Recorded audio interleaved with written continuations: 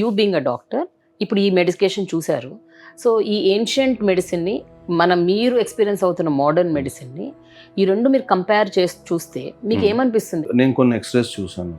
నేనైనా I will say definite surgery. ఇక్కడ ఏంటంటే ఒక మంత్ అంటే మనకి 20 సెషన్స్ వస్తాయి, వీక్లీ 5 days మాత్రమే ఉంటాయి. సో తనకి మళ్ళీ 2.5 నెలల గ్యాప్ ఇచ్చారు. దెన్ ఆఫ్టర్ దట్ మళ్ళీ రమ్మన్నారు. సో ఎక్స్రేస్ లైక్ మేము మామూలుగా ఆర్థో దీన్ని చూసినప్పుడు అది గ్రేడ్ 3 to 4 ఉంటే ఇది గ్రేడ్ 1 ఆర్ నార్మల్ దగ్గరికి వచ్చేసింది. మెడిసిన్ అయినా ఇక్కడైనా ట్రీట్మెంట్తో పాటు బాడీ కూడా రియాక్ట్ అవ్వాలి కదా. సో రెండు ఉండాలి.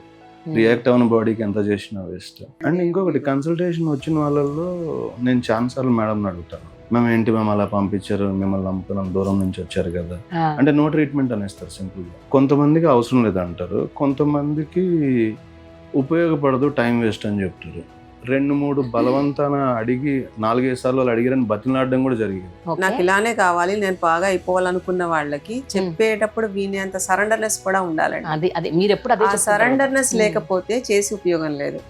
రెండోది అన్ని మన దగ్గరే తగ్గుతాయి అన్నది మనం ఎక్కడ చెప్పమండి.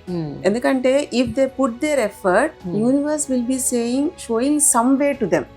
Might not be with us but somewhere.